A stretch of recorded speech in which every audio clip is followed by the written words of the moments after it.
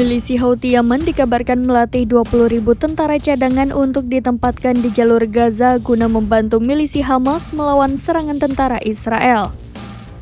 Hal tersebut diberitakan media lokal Yaman yang menyebutkan Houthi pada akhir pekan kemarin menggelar sebuah parade militer di Provinsi Hajah, barat laut Yaman yang disinyalir sebagai tanda selesainya latihan militer bagi 20.000 tentara cadangan yang akan dikirim ke Gaza.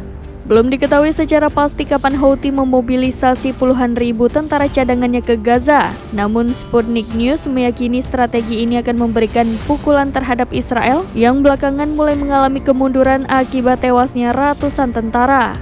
Sejak perang antara Hamas dan Israel memanas, milisi Houthi Yaman menjadi salah satu kelompok yang vokal memberikan dukungan bagi Gaza, seperti baru-baru ini Houthi mulai aktif melakukan serangan maritim yang menargetkan kapal dagang asal Israel. Tak sampai di situ, Houthi Yaman juga memperingatkan kapal-kapal dagang internasional untuk tidak melakukan perjalanan menuju Israel melalui Laut Merah. Apabila peringatan tersebut dilanggar, maka pasukan Houthi Yaman tak segan meledakkan kapal tersebut menggunakan drone balistik dan drone bersenjata. Ancaman ini dilontarkan Houthi Yaman sebagai bentuk protes atas invasi dan tindakan blokade bantuan kemanusiaan yang dilakukan Israel ke jalur Gaza hingga menewaskan lebih dari 20.000 orang termasuk anak-anak dan wanita.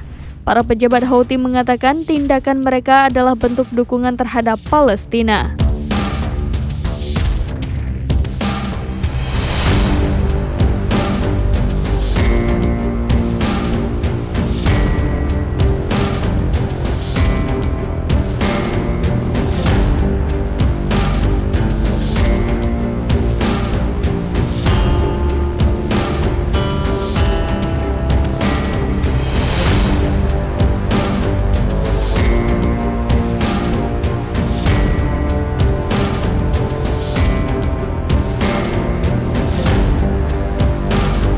Download Tribun X sekarang, menghadirkan lokal menjadi Indonesia.